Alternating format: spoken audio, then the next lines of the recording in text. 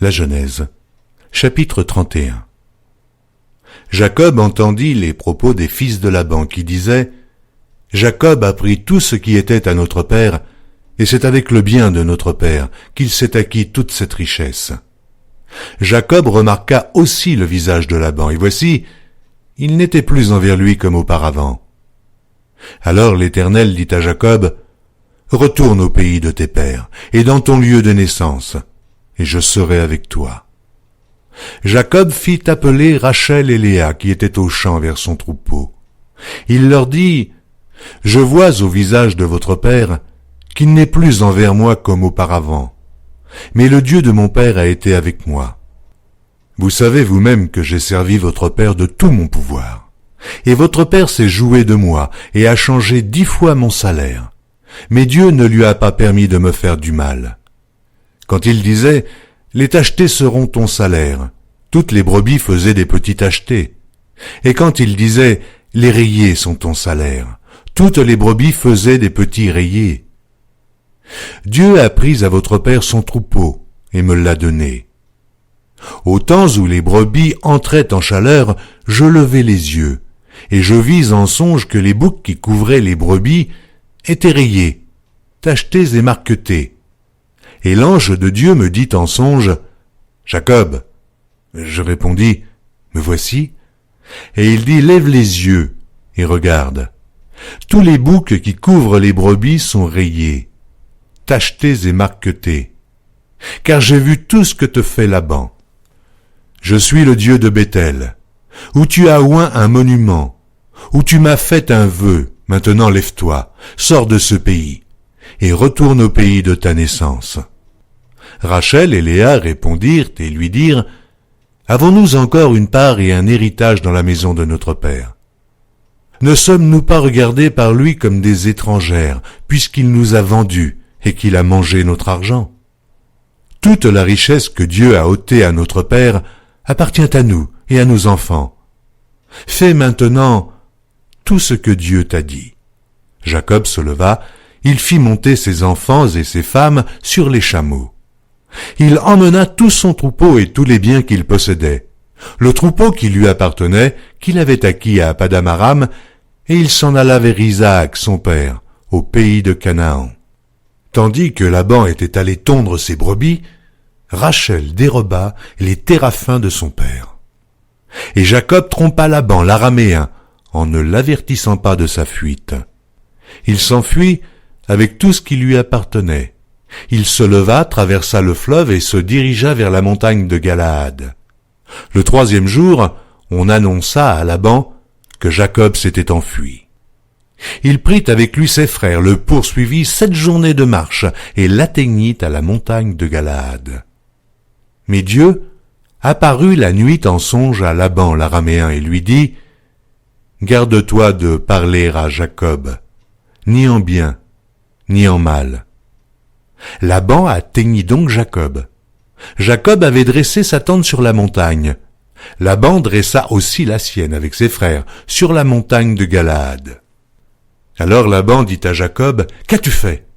Pourquoi m'as-tu trompé et emmènes-tu mes filles comme des captives par l'épée? Pourquoi as-tu pris la fuite en cachette, m'as-tu trompé, et ne m'as-tu point averti? Je t'aurais laissé partir au milieu des réjouissances et des chants, au son du tambourin et de la harpe. Tu ne m'as pas permis d'embrasser mes fils et mes filles, c'est en insensé que tu as agi. Ma main est assez forte pour vous faire du mal. Mais le Dieu de votre père m'a dit hier, « Garde-toi de parler à Jacob, ni en bien, ni en mal. » Maintenant que tu es parti parce que tu languissais après la maison de ton père, pourquoi as-tu dérobé mes dieux? Jacob répondit et dit à Laban, « J'avais de la crainte à la pensée que tu m'enlèverais peut-être tes filles. Mais périsse celui auprès duquel tu trouveras tes dieux.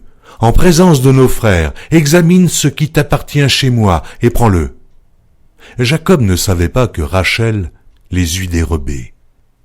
Laban entra dans la tente de Jacob, dans la tente de Léa, dans la tente des 2 servantes, et il ne trouva rien. Il sortit de la tente de Léa et entra dans la tente de Rachel. Rachel avait pris les téraphins, les avait mis sous le bas du chameau et s'était assise dessus. Laban fouilla toute la tente et ne trouva rien. Elle dit à son père, « Que mon Seigneur ne se fâche point si je ne puis me lever devant toi, car j'ai ce qui est ordinaire aux femmes. » Il chercha et ne trouva point les téraphins. Jacob s'irrita et querella Laban. Il reprit la parole et lui dit, « Quel est mon crime? Quel est mon péché, que tu me poursuives avec tant d'ardeur? Quand tu as fouillé tous mes effets, qu'as-tu trouvé des effets de ta maison? Produis-le ici devant mes frères et tes frères, et qu'ils prononcent entre nous deux. Voilà 20 ans que j'ai passé chez toi. Tes brebis et tes chèvres n'ont point avorté, et je n'ai point mangé les béliers de ton troupeau. Je ne t'ai point rapporté de bêtes déchirées, j'en ai payé le dommage. Tu me redemandais ce qu'on me volait de jour, et ce qu'on me volait la nuit. La chaleur me dévorait pendant le jour, et le froid pendant la nuit, et le sommeil fuyait de mes yeux. Voilà 20 ans que j'ai passé dans ta maison. Je t'ai servi 14 ans pour tes 2 filles, et 6 ans pour ton troupeau, et tu as changé 10 fois mon salaire. Si je n'eusse pas eu pour moi le Dieu de mon père, le Dieu d'Abraham, celui qui craint Isaac, tu m'aurais maintenant renvoyé à vide. Dieu a vu ma souffrance et le travail de mes mains, et hier, il a prononcé son jugement. Laban répondit et dit à Jacob, « Ces filles sont mes filles, ces enfants sont mes enfants, ce troupeau est mon troupeau. Et tout ce que tu vois est à moi. Et que puis-je faire aujourd'hui pour mes filles, ou pour leurs enfants qu'elles ont mis au monde? Viens, faisons alliance, moi et toi, et que cela serve de témoignage entre moi et toi. » Jacob prit une pierre, et il l'adressa pour monument. Jacob dit à ses frères, « Ramassez des pierres. » Ils prirent des pierres et firent un monceau, et ils mangèrent là sur le monceau. Laban l'appela Jégar Saaduta, et Jacob l'appela Galed. Laban dit, « Que ce monceau serve aujourd'hui de témoignage entre moi et toi. » C'est pourquoi on lui a donné le nom de Galed. On l'appelle aussi Mitzpah, parce que Laban dit, « Que l'Éternel veille sur toi et sur moi, quand nous serons l'un et l'autre perdus de vue. Si tu maltraites mes filles, et si tu prends encore d'autres femmes, ce n'est pas un homme qui sera avec nous, prends-y garde. C'est Dieu qui sera témoin entre moi et toi. » Laban dit à Jacob, « Voici ce monceau, et voici ce monument que j'ai élevé entre moi et toi.